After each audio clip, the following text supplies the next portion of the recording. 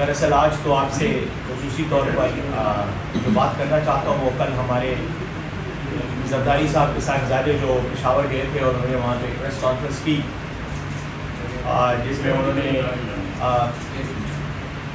پاکستان تحریک انصاف پر بھی اور خیبر پختونخوا حکومت پر بھی مختلف قسم کے اعتراضات کیے. تو میں چاہوں گا کہ میں ایک تو ان کا جواب دوں اور اس کے علاوہ جنرل آپ سے گپ شپ ہوگی, کوئی سوالات آپ کے ہوں گے تو اس پر بھی بات ہوگی. بہرحال موضوع کی طرف آتے ہوئے میں یہ کہوں گا کہ کل بلاول زرداری صاحب پشاور گئے اور انہوں نے ایک پریس کانفرنس کی گورنر ہاؤس میں. گورنر ہاؤس میں ان کے دائیں اور بائیں جو دونوں حضرات بیٹھے ہوئے تھے جو ان کی پارٹی کے سینئر ترین عہدیدار ہیں اور رہنما ہیں. یہ دونوں خیبر پختونخوا کی حکومت کی طرف سے اور خاص طور پر خیبر پختونخوا کی عوام کی طرف سے مسترد شدہ رہنما ہیں. پچھلے کئی سالوں سے جب بھی الیکشن ہوئے انہوں نے حصہ لیا انتخابات میں اور بدترین شکستیں کھائیں. خاص طور پر گورنر صاحب کے بارے میں آپ کو علم ہے کہ 3 مرتبہ کے شکست خوردہ ہیں ہمارے وزیر اعلیٰ اور ان کے بھائیوں کے مقابلے میں. لیکن کل جس طرح کی انہوں نے باتیں کی اس سلسلے میں میں سمجھتا ہوں کہ آپ کے سامنے کچھ نکات اس پہ آپ کے سامنے پیش کروں اور ان پر اپنے خیالات کا اظہار بھی کروں. ایک تو انہوں نے معاشی مسائل کی بات کرتے ہوئے بجٹ کے حوالے سے بات کی اور ایک بار نہیں کئی بار کہا کہ خیبر پاکستان کا جب بجٹ پیش ہو رہا تھا تو ہم سے یعنی پیپلز پارٹی سے مشاورت نہیں کی گئی. مجھے جہاں تک یاد پڑتا ہے اور آپ سب شاید اس کی گواہی دیں گے کہ جب بجٹ پیش ہو رہا تھا تو پاکستان پیپلز پارٹی کے نمائندے قومی اسمبلی اور سینٹ میں موجود تھے. انہوں نے وہاں بحث میں بھی حصہ لیا اور بعد میں جب بجٹ پاس ہو رہا تھا تو اس کو ووٹ بھی دیا, پاس کیا. اب مشاورت اور کیا ہوتی ہے؟ کیا زرداری صاحب کے صاحبزادے کو اسپیسیفکلی بلا کے الگ سے ان کے دفتر میں کوئی مشورہ ہونا تھا؟ کیونکہ سینٹ اور پارلیمنٹ ہی ہے, قومی اسمبلی ہے جہاں پر مشاورت بھی ہوتی ہے, بات بھی ہوتی ہے اور رائے کا اظہار بھی ہوتا ہے. تو اس کے بعد یہ کہنا کہ ان سے مشورہ نہیں کیا گیا اور اگر مشورہ کیا جاتا تو پاکستان میں کوئی بہت بڑا معاشی انقلاب یہ لے آتے. دوسری طرف انہوں نے اور بھی کئی مسائل کی نشاندہی کی جن میں انہوں نے دہشت گردی پر بھی بات کی. دہشت گردی کے حوالے سے آپ کو علم ہے کہ یہ مسئلہ کئی سال پرانا ہے. تقریباً اس خطے میں 50 سال سے جب سے 1979 میں روسی افواج افغانستان میں آئیں تو یہ مسئلہ شروع ہوا اور سب سے زیادہ اس کا اثر یعنی منفی اثر خیبر پختونخوا اور اس کی عوام پر پڑا. یقیناً تمام پاکستان متاثر ہوا. مجموعی طور پر تمام ملک نے, تمام قوم نے تقریباً 80,000 جانوں کی قربانیاں دیں, اربوں روپے کی املاک کو نقصان پہنچا. لیکن یہ آپ جانتے ہیں کہ میدان جنگ جو تھا وہ بنیادی طور پر خیبر پختونخوا تھا بھی اور آج بھی ہے.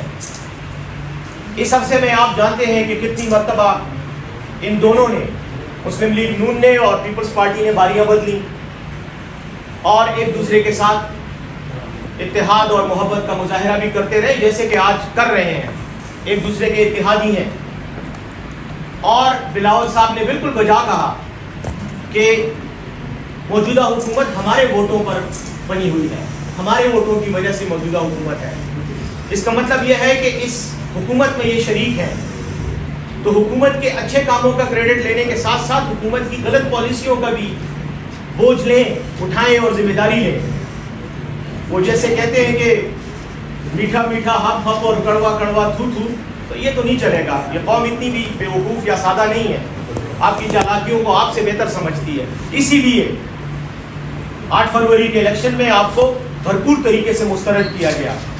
یہ تو آپ شکریہ ادا کریں جناب الیکشن کمشنر صاحب کا, چیف الیکشن کمشنر کا. یہ آپ شکریہ ادا کریں کچھ اور لوگوں کا جن کی وجہ سے آپ ڈیلی مینڈیٹ لے کر آج حکومت میں بیٹھے ہوئے ہیں. اب دہشت گردی کے حوالے سے میں یہ کہنا چاہوں گا کہ طالبان کے ساتھ بات چیت پر بلاول صاحب نے کل بات کی اور کہا کہ ہم نے ان کو خیبر پختونخوا میں بسایا ہے اور اب خیبر پختونخوا کی حکومت اپنے بجٹ میں سے ان کو پیسے دے رہی ہے. اس احمقانہ بات کا جواب ویسے دینا تو نہیں چاہیے کیونکہ قوم سمجھتی ہے کہ کتنی احمقانہ اور فضول بات ہے, لیکن بہرحال just for the sake of record میں اتنا کہوں گا کہ دہشت گردوں کے ساتھ اگر قوم کو یاد ہے تو معاہدے اس وقت ہوئے تھے, اور معاہدوں کا آغاز اس وقت ہوا تھا جب یوسف رضا گیلانی صاحب پاکستان کے وزیر اعظم تھے اور بلاول کے ابا جان جو ہے وہ پاکستان کے صدر تھے. پہلے معاہدے جب ہوئے شروع میں, اور وہ ایک معاہدہ نہیں تھا, کئی سیریز آف معاہدے انہوں نے سوات میں آپریشن سے پہلے اور آپریشن کے دوران دہشت گردوں سے کیے, اور باقاعدہ گورنر ہاؤس میں جہاں کل بیٹھ کر بلاول زرداری پریس کانفرنس کر رہے تھے, اسی گورنر ہاؤس میں معاہدوں پہ دستخط ہوئے ہیں. لیکن الزام لگانے کی جب بات آتی ہے تو وہ ہم پر آتی ہے. ہم نے کون سا معاہدہ کیا ہے؟ اگر خیبر پختونخوا یا وفاقی حکومت جب عمران خان وزیر اعظم تھے, اگر انہوں نے کوئی معاہدہ کیا ہے تو اس کا کوئی دستاویزی ثبوت لے کر سامنے آئیں, آپ کے ساتھ شیئر کریں, آپ خود فیصلہ کریں اور عوام فیصلہ کریں کہ کوئی معاہدہ خیبر پختونخوا کی حکومت نے کیا ہے کہ نہیں.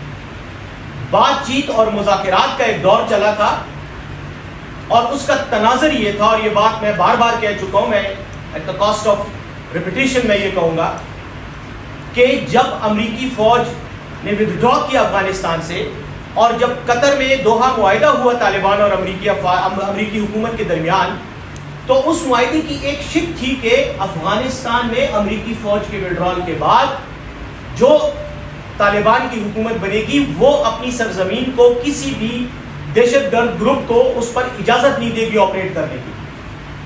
اس میں کئی دہشت گرد گروپ تھے, TTP کا نام بھی تھا, داعش کا نام بھی تھا, القاعدہ کا نام بھی تھا, ازبکستان اسلامک موومنٹ کا نام بھی تھا, ایسٹ ترکستان اسلامک موومنٹ کا نام بھی تھا, اور ایسے کئی اور گروپ تھے جو افغانستان سے آپریٹ کر رہے تھے, اور طالبان نے یہ ذمہ داری لی تھی کہ وہ آئندہ اپنی سرزمین کو ان کے کسی بھی ملک کے خلاف دہشت گردی کے لیے استعمال نہیں کریں گے. چونکہ پاکستان افغانستان کا پڑوسی ہے, طالبان نے آنے کے بعد پاکستان کی حکومت سے رابطہ کیا اور یہ کہا کہ آپ آئیں, ہم آپ کو بٹھاتے ہیں, ہم ثالث کا کردار ادا کرتے ہیں اور آپ کی بات چیت کراتے ہیں. اب میرے خیال میں یہ بالکل لاجیکل سی بات تھی, بین الاقوامی معاہدے کے تحت یہ ہوا. پاکستان نے اس آفر کو ایکسیپٹ کرتے ہوئے طالبان کے ساتھ ڈائریکٹ نہیں, براہ راست کوئی مذاکرات نہیں ہوئے, انڈائریکٹلی تھرو افغان گورنمنٹ یعنی طالبان کی امارات اسلامی کی حکومت کے توسط سے بات چیت ہوئی. مجھے اس بات چیت میں جو پاکستانی وفد جا رہا تھا کابل, اس کا نمائندہ بنا کر بھیجا گیا. میں خود 2 مرتبہ کابل گیا جہاں افغان طالبان نے TTP کے لوگوں کے ساتھ ہمارے مذاکرات کروائے. 2 دور ہوئے, اور وہ دور کب ہوئے یہ بھی میں آپ کو بتاؤں. ایک جولائی 2022 میں ہوا اور ایک اگست 2022 میں ہوا. اور اگست اور جولائی 2022 میں آپ کو پتا ہے کہ پاکستان کا اقتدار کن کے ہاتھوں میں تھا. یہ جو آج وزیر اعظم بیٹھا ہے یہی وزیر اعظم تھا, اور اسی بلاول کی پارٹی اس کے ساتھ شریک اقتدار تھی, اور یہی بلاول وزیر خارجہ بھی تھا. ہم وہاں گئے, میڈیا کو بھی پتا تھا, جانے سے پہلے بھی میڈیا کے ساتھ بات ہوئی, واپس آ کر بھی بات ہوئی, کوئی خفیہ مذاکرات نہیں تھے, کھلم کھلا بات ہوئی تھی کابل میں. مذاکرات اچانک ختم ہو گئے کیونکہ ڈاکٹر ایمن الظواہری پر کابل میں ڈرون حملہ ہو گیا.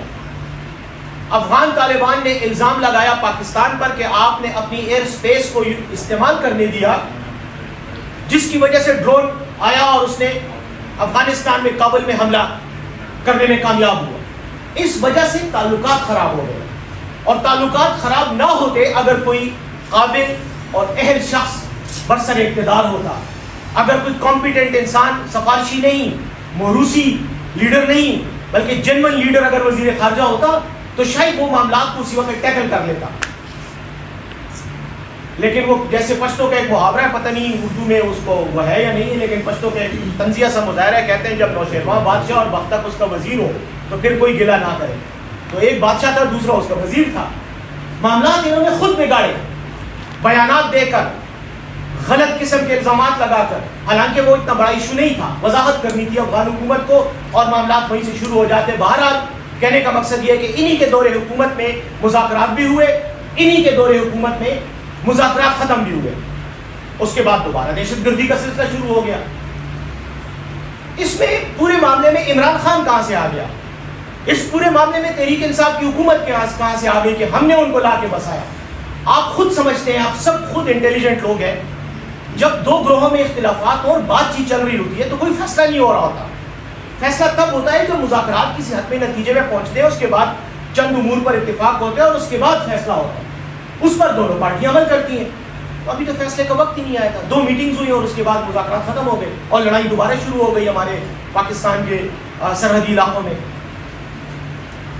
کس نے آ کر ان کو بسایا؟ کہاں بسے؟ پچھلے 3 سال سے تو آپ پاکستان پر حکومت کر رہے ہیں. آپ کو صنم جاوید تو نظر آتی ہے، عالیہ حمزہ تو نظر آتی ہے، آپ کو پی ٹی آئی کا رضوان تو نظر آتا ہے کہ اس کو آپ گھر سے اٹھا کر غائب کر دیتے ہیں.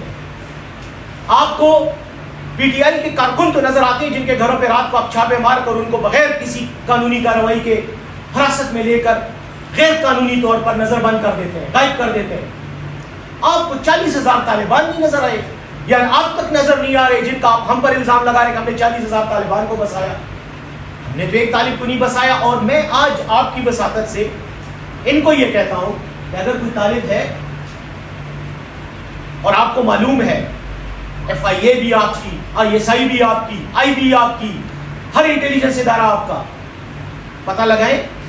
خیبر پختونخوا میں ویسے تو آپ کو پی ٹی آئی کا ہر بندہ نظر آ جاتا ہے، اس کو اٹھا لیتے ہیں آپ. تو 40,000 طالبان آپ کو نہیں نظر آ رہے جن کا آپ دعویٰ کریں کہ ہم نے ان کو بسایا؟ ہمیں بتا دیں. اگر آپ کارروائی کرتے ہوئے ڈرتے ہیں یا آپ کے اندر بس اہلیت نہیں ہے، ہم خیبر پختونخوا کی پولیس جا کر ان کے خلاف کارروائی کریں. ہمیں آپ بتا دیں، پوائنٹ آؤٹ کر دیں کہ فلاں فلاں گھر میں طالبان کے فائٹرز چھپے ہوئے ہیں. تو غیر ضروری الزامات لگانے کی بجائے اگر اپنی کارکردگی پر نظر ڈالیں تو کارکردگی کا حال تو وزیر خارجہ صاحب کا یہ تھا کہ کابل میں یہ جتنے عرصہ بھی وزیر خارجہ رہے کو 1.5 سال ان کی حکومت رہی، اس دوران اس نے ایک وزٹ نہیں کیا افغانستان کا. یہ قریبی ملک پوری دنیا میں یہ پاکستان کے عوام کے خرچے پہ سیر سپاٹے کرتا رہا، جاتا رہا. امریکہ یہ کئی بار گیا، وہاں واشنگٹن میں سجدے وجدے بھی کیے.